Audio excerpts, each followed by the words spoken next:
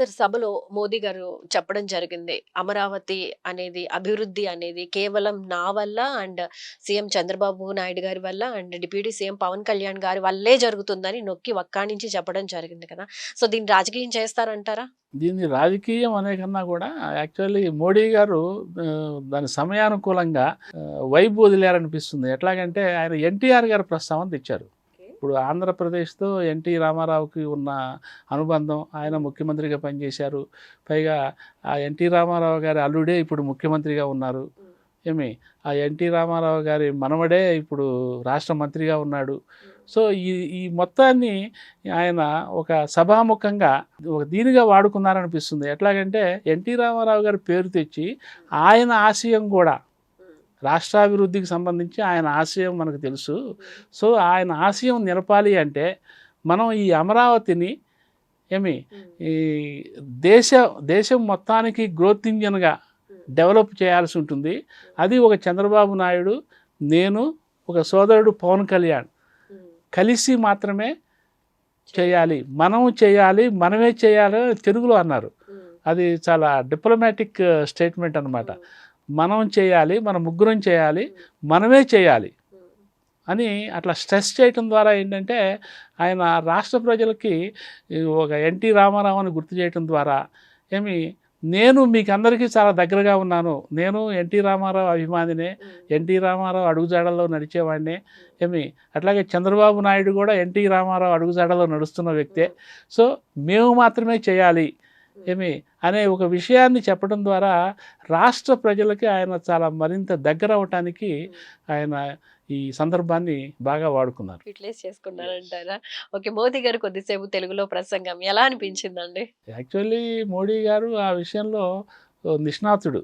అంటే ఎక్కడికి వెడితే అక్కడ స్థానిక భాషలో మొదట 1-2 వాక్యాలు స్వాగతం చెప్పటాలు అట్లాగే. అయితే ఈసారి మాత్రం కొంచెం ఎక్కువగా వాడారు. మధ్య మధ్యలో ఒక 2-3 సార్లు మొత్తం మీద ఒక 4-5-6 సెంటెన్సులు వాక్యాలు తెలుగులో మాట్లాడారు. తెలుగులో మాట్లాడటం ద్వారా ఏంటంటే ఆయన ఇంకోటి ఏంటంటే ఎందుకు మాట్లాడగలిగారు అనేది నేను గమనిస్తే ఈ చంద్రబాబు నాయుడు గారు మాట్లాడుతున్నప్పుడు, అట్లాగే లోకేష్ మాట్లాడుతున్నప్పుడు, పవన్ కళ్యాణ్ మాట్లాడుతున్నప్పుడు వాళ్ళ మాటలకి ఈయన స్పందించాడు. ఏంటి ఆయన పలానందుకు మోడీ గారి కృతజ్ఞతలు చెబుతున్నాను అంటే దండం పెట్టడం. అట్లాగే మోడీ గారు ఇదిగో ఇంద్రుడు చంద్రుడు అని పొగుడుతున్నప్పుడు ఆయన దండం పెట్టడం. వాళ్ళు తెలుగులో మాట్లాడుతుంటే ఈయన స్పందించిన తీరు చూస్తే సో తెలుగు భాష మీద ఆయనకు కొంత అవగాహన ఉంది. మొత్తం అనర్గళంగా మాట్లాడలేకపోవచ్చు, కానీ ఇప్పుడు కొన్ని భాషలు మనం హిందీ లాంటివి మనం మాట్లాడలేకపోయినా అర్థం చేసుకోగలమంటాం. నేను మాట్లాడలేను కానీ నాకు అర్థం అవుతుందని చెప్తుంటారు. అట్లాగే ఆయన అనర్గళంగా మాట్లాడలేకపోవచ్చు కానీ అర్థం చేసుకుంటున్నారు. సో ఆ మేరకు తెలుగు భాష మీద ఆయనకి కొంత కమాండ్ ఉన్నట్టు కనిపిస్తున్నది. అలా మాట్లాడడం వెనుక కూడా తెలుగు వారందరికీ దగ్గర కావడమే ముఖ్య ఉద్దేశం అంటారు. చాలా ఎందుకంటే నిజానికి ఆయన అటువంటి తెలుగు పదాలు చాలా మంది రాసుకొని వచ్చి చదువుతారు. ఇంకా రాసుకురావడంలో కూడా ఏంటంటే హిందీలో రాసుకొచ్చి వాళ్ళకి సులభమైన భాషలో జనరల్గా హిందీలో ఉత్తరాది నాయకులు మనకి తెలుగులో చెప్పినట్లు అనిపిస్తుంది. తెలుగు వాక్యాల్లో హిందీలో రాసుకొచ్చి చదువుతారు. కానీ ఈయన అసలు ఎటువంటి పేపర్ లేకుండా చాలా క్యాజువల్గా ఎక్స్టెంపోర్గా మాట్లాడటం అనేది ఆయనకి తెలుగు భాష మీద కొంత అవగాహన, కమాండ్ కూడా ఉన్నది అని మనకు అనిపిస్తుంది. సో అంటే ఏ సభకు వచ్చినా సరే ఆ స్థానిక భాషతో మాట్లాడటం ద్వారా అక్కడ ఉన్న ఆడియన్స్ని ఆకట్టుకోవటం ఒకటేను, ఆడియన్స్కి దగ్గర కావటం, ఆత్మీయంగా దగ్గర కావటం. ఒక పొలిటికల్ లీడర్ కాబట్టి, ప్రధానమంత్రి అయినా ఒక పొలిటికల్ లీడరే కదా. సో ప్రతి పొలిటికల్ లీడరు జనానికి దగ్గరగా ఉండాలని ఆశిస్తారు. సో అందులో భాగంగానే దీన్ని కూడా మనం అట్లా అనుకోవచ్చు. ఇంకోటి మోడీ గారు ఎక్కడికి వెళ్ళినా సరే స్థానిక భాషల్లో ఆ మొదటి 2-3 వాక్యాలు మాట్లాడటం అనేది మనం చూస్తూనే ఉంటాము. సో ఈసారి మాత్రం కొంచెం ఎక్కువ మాట్లాడారు. ఆ ఎక్కువ మాట్లాడటంలో కూడా స్ట్రెస్సింగ్ పాయింట్స్ మనం గమనించాలి. మనమే చేయాలి. చూడండి ఎంత తేడా ఉందో. ఆ స్ట్రెస్ చేసి మనం మాత్రమే చేయగలం, మనమే చేద్దాం అని ఇట్లా. సో అది నిజంగా ఆడియన్స్, ముఖ్యంగా మన తెలుగు ప్రేక్షకులకు డెఫినెట్గా అది పట్టి ఉంటుంది. సరే మోడీ గారికి తెలుగు వచ్చా, మామూలు వాక్యాలు చెప్పటము ఏదో పట్టి చెప్పటం వేరు, కానీ స్ట్రెస్ చేయటము మనము మనమే అనే పదాల మధ్య ఉన్న తేడాని ఆయన గమనించకపోతే అది వాడరు కదా. సో అదనమాట. శర్మ గారు, మరి వెళ్తూ వెళ్తూ మోదీ గారు పవన్ కళ్యాణ్కి సర్ప్రైజ్ గిఫ్ట్ ఇచ్చారు. అది ఇచ్చినందుకు పవన్ కళ్యాణ్ గారు నవ్వుతున్నారు, ఇటు చంద్రబాబు నాయుడు గారు కానివ్వండి, విద్యాశాఖ మంత్రి లోకేష్ గారు కానివ్వండి, వాళ్ళల్లో కూడా చిరుమందహాసం వస్తున్నట్లు ఉన్న ఫోటో బాగా వైరల్ అవుతుంది. నిజంగా ఆ సర్ప్రైజ్ గిఫ్ట్ ఏంటి, దాని గురించి?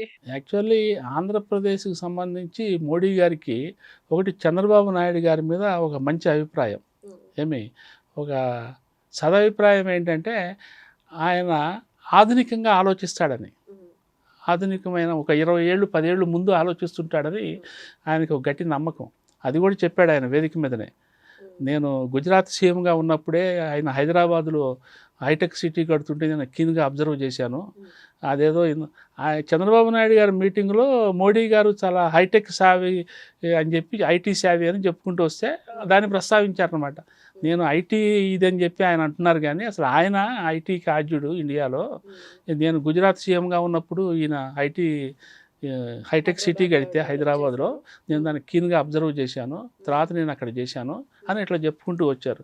చెప్పుకుంటూ వచ్చిన తర్వాత వస్తూనే ఏమైందంటే అట్లా చంద్రబాబు నాయుడు గారి మీద ఆయనకు ఒక అభిప్రాయం ఉంది, మంచి సానుకూలమైన అభిప్రాయం ఉంది, ఆసక్తి కూడా ఉంది. సో ఆయన కొడుకుగా లోకేష్ ఒక చిన్న వయసులో ఆయన చాలా స్పీడ్గా ఎదిగి రావటాన్ని, ఏమంటే ఆయన కూడా ఐటీ సేవీలాగా కనిపించడానికి కూడా ఆయనకి బాగా ఇష్టపడుతున్నారు. ఇంకోటి మూడో వ్యక్తి పవన్ కళ్యాణ్ గారు. పవన్ కళ్యాణ్ చాలా శక్తిమంతుడు, ప్రజల్లో ఆయనకు తిరుగులేని నైతిక మద్దతు ఉంది అని చెప్పి ఆయనకు ఒక నిశ్చితాభిప్రాయం. గత 2-3 సార్లు ఎన్నికల ప్రచారంలో ఆయన చూశాడు. పవన్ కళ్యాణ్ మాట్లాడుతుంటే జనం స్పందించే తీరు అదంతా ఆయన గమనించి ఆయన మీద ఒక నిర్దిష్టమైన అభిప్రాయం ఉంది ఆయనకి. అందుకని పవన్ కళ్యాణ్ గారు మాట్లాడుతున్నప్పుడు కూడా ఈయన చాలా కీన్గా వినటము, అబ్జర్వ్ చేయడం చేశారు. ఆయన పొగుడుతున్నప్పుడు మధ్య మధ్యలో ఈయన రెస్పాండ్ అవ్వటము అట్లా జరిగింది. అయితే పవన్ కళ్యాణ్ గారు మాట్లాడుతున్నప్పుడు మధ్యలో 1-2 సార్లు చిన్నగా దగ్గారు పవన్ కళ్యాణ్, ఒక 2 టైమ్స్. ఆ పక్క వాళ్ళు ఏదో వాటర్ బాటిల్ కూడా ఇవ్వబోతే వద్దని చెప్పి ఆయన మాట్లాడారు, అయిపోయింది. సో సందర్భం అది యాక్చువల్లీ. సో ఆయన వచ్చేసి ఇక మాట్లాడిన తర్వాత మోడీ గారు ఇక్కడ కూర్చున్నారు, ఆయన సీట్ ఇక్కడ ఉంది. సో అక్కడ మాట్లాడేసి వచ్చాడు కూర్చున్నాడు. మోడీ గారు చేయి పెట్టి ఆయన పిలిచాడు, ఈయనేమో తలకాయ ఉంచుకొని కూర్చుంటున్నాడు. అప్పుడు చంద్రబాబు నాయుడు గారు ఆయన్ని తట్టి మోడీ గారు పిలుస్తున్నారని చెప్పాడు. మళ్ళీ దగ్గరకు వచ్చాడు పవన్ కళ్యాణ్. వస్తే ఆయన చేయి పట్టుకొని ప్రశంసించి చేతిలో ఏదో ఒక చిన్న ఇది పెట్టారు, అది ఒక ట్యాబ్లెట్ అనుకోవచ్చు, లేకపోతే ఒక చాక్లెట్ అనుకోవచ్చు, ఇంకేదో ఒక చిన్నది మరి కనిపించేది కాదు అది. అంటే అనుకునేది ఏంటంటే ఆయన దగ్గర కాబట్టి ఈయన ఒక చాక్లెట్ లాంటిదో, లేకపోతే మోడీ గారు మామూలుగా చెప్పేది ఏంటంటే డ్రై ఫ్రూట్స్ ఇట్లా బయటకు టూర్కి వచ్చినప్పుడు డ్రై ఫ్రూట్స్ దగ్గర పెట్టుకుంటారు ఒక చిన్న దీనిలో, అప్పుడప్పుడు అది నోట్లో వేసుకుంటుంటారు అనేది ఒక జనరల్ ఇది. సో అందులో నుంచి ఏదన్నా ఒక డ్రై ఫ్రూట్ తీసి ఆయనకి ఇచ్చారా, దగ్గాడు కాబట్టి, దగ్గు వచ్చింది కాబట్టి కొంచెం నోరు డ్రై కాకుండా ఉంటుందని చెప్పి ఇచ్చుంటారు అనేది. So Pawan Kalyan did not expect, even Chandrababu Naidu గారు ఆల్సో డిడ్ నాట్ ఎక్స్పెక్ట్. ఆ స్పాంటేనిటీ అనేది మనం మోడీలో చూడొచ్చు. ఆ టైంకి అటువంటి ఆలోచన రావటము, అంటే ఇదంతా ఎందుకు వస్తుంది అంటే వాళ్ళ మీద అభిమానము ఇష్టము ఉన్నప్పుడు మాత్రమే ఇటువంటి స్పాంటేనియస్ రియాక్షన్స్ వస్తాయి. సో పవన్ కళ్యాణ్ స్టన్ అయిపోయినారు, ఈ డి నాట్ ఎక్స్పెక్ట్. సో తీసుకొని సీట్ దగ్గరికి వెళ్ళి ఆయనకు మళ్ళీ ఒక దండం పెట్టి కూర్చున్నాడు. ఇది జనాన్ని బాగా ఆకర్షించింది. అంటే ఇదంతా ఏంటంటే ఇక్కడ ఉన్న స్థానిక కూటమి ప్రభుత్వం అంటే ఒక చంద్రబాబు నాయుడు, ఒక పవన్ కళ్యాణ్ సారథ్యంలో నడుస్తున్న ప్రభుత్వము, ఆ ప్రభుత్వాన్ని నడిపిస్తున్న వీళ్ళిద్దరూ మధ్య మోడీకి మధ్య ఉన్న ఒక సానుకూలత, ఒక పాజిటివ్ ట్రెండ్ని మనకి తెలియజేస్తున్నది. అట్లాగే మీరు గమనిస్తే ఫస్ట్ మున్సిపల్ శాఖ మంత్రి నారాయణ గారు స్వాగతోపన్యాసం చేశాడు, వెల్కమ్ చేస్తూ. యాక్చువల్లీ ఆయన మోడీ గారికి తెలియకపోవచ్చు. సో ఆయన మాట్లాడుతున్నప్పుడు చంద్రబాబు నాయుడు గారు వాట్ ఈజ్ హీ అనేది చెప్పాడు ఈయనకి. అంటే ఇప్పుడు అమరావతి ఈ కన్స్ట్రక్షన్, మున్సిపల్ శాఖ మంత్రి కదా, ఈ అమరావతి కన్స్ట్రక్షన్ మొత్తం కూడా ఆయనే పర్యవేక్షిస్తున్నారు. ఈ రాత్రి వాళ్ళు ఇక్కడ ఈ డయాస్, ఈ వేదిక, ఈ అరేంజ్మెంట్స్, ఈ నిర్మాణాలు ఇవన్నీ కూడా ఆయనే చూస్తున్నారు. రాత్రి బోళ్ళు చాలా రివ్యూలు చేస్తూ రాత్రి కూడా లేట్ నైట్ 11 దాకా అక్కడే ఉండి ఆ వేదిక దగ్గరే ఉండి ఒక ఫైనల్ టచెస్ ఇన్స్ట్రక్షన్స్ ఇవ్వటం ఇదంతా చేశారు ఆయన. సో ఈ సభ ఇంతగా దిగ్విజయం కావటానికి ఈ అరేంజ్మెంట్స్ మొత్తానికి కారకుడు ఆయన మున్సిపల్ మంత్రి ఫలానా అని చెప్పి ఆయన మోడీకి చెప్పారనమాట. అప్పుడు ఆయన నారాయణ గారు ప్రసంగం అయిపోయిన తర్వాత వస్తుంటే ఆయన చేపట్టుకొని షేక్ హ్యాండ్ ఇచ్చి ఆయన్ని ప్రశంసించి పంపించారు. అట్లాగే లోకేష్ జనరల్గా మోడీ గారికి తెలుసు. గతంలో కూడా 1-2 సార్లు ఆయనతో మాట్లాడిన సందర్భాలు ఉన్నాయి. ఏది ఇట్లా మీటింగుల్లోనే నువ్వు ఒకసారి ఢిల్లీ వచ్చి కలవచ్చు కదా అని చెప్పి అడగటము, జస్ట్ ఒక ఫ్రెండ్ లాగా. సో ఈసారి కూడా మళ్ళీ ఆయన్ని పొగడటము. ఇట్లా అంటే మోడీ గారు పర్సన్ టు పర్సన్ కాన్సన్ట్రేట్ చేయటము. ఏమండి వాళ్ళతో ఒక ప్రధానమంత్రి నువ్వు ఏదో ఒక స్టేట్లో ఒక చిన్న మంత్రివి అన్నట్లు కాకుండా ఒక పర్సనల్ భేదాభిప్రాయం అనేది అసలు చూపించకుండా ఒక పర్సనల్ ర్యాపోర్ట్ డెవలప్ చేసుకోవటము. తను కూడా వాళ్ళ స్థాయికి వెళ్ళిపోయి వాళ్ళలో ఒక మనిషిగా వాళ్ళలో ఒకటిగా మెలగటం అనేది మోడీ గారిలో ఉండే వ్యక్తిత్వంలో ఒక గొప్ప సుగుణం. అట్లా జరిగింది ఈరోజు. నాయుడు గారు కానివ్వండి, లోకేష్ గారు కానివ్వండి, పవన్ కళ్యాణ్ గారు కానివ్వండి, ఈ ముగ్గురులో చూసుకుంటే ఇలాంటివి చిన్న చిన్నవి అన్ఎక్స్పెక్టెడ్గా జరిగిన మోదీ గారికి పవన్ కళ్యాణ్ గారే ఎక్కువ క్లోజ్ అనేలాగా ఏమన్నా? అట్లా ఏమీ లేదు. యాక్చువల్లీ ఎవరి షేర్ వాళ్ళదే. ఇప్పుడు చంద్రబాబు నాయుడు గారు ఆయన స్టేచర్ వేరు. Is the CM of state and ఆయన 4 సార్లు ముఖ్యమంత్రి, 40 ఏళ్ల రాజకీయ అనుభవము. నిజానికి మోడీ గారి కన్నా కూడా అధికారిక పదవుల్లో మోడీ గారి కన్నా కూడా ఆయన సీనియరు. సో ఆయనతో ఉండే ర్యాపోర్ట్ ఆయనతో ఉంటుంది. ఇప్పుడు ఈ Lokesh is young minister. So ఈ మోడీ ఆయనతో పోలిస్తే Modi senior most politician. So ఆయనతో ఉండే రిలేషన్ ఆయనతో మెయింటైన్ చేయొచ్చు.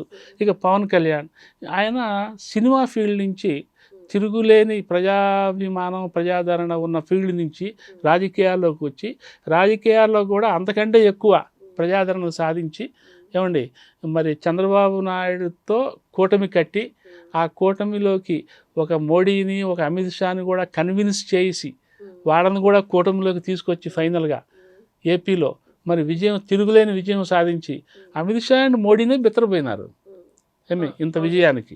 సో మరి ఆయన మీద మరి ఎంత అభిమానం ఉంటుంది. Is daring and dashing politician అనే ఒక అభిప్రాయం ఉంటుంది కదా. సో ఆ స్థాయిలోనే ఆయనతో రిలేషన్ ఉంటుంది, అంతే కదా.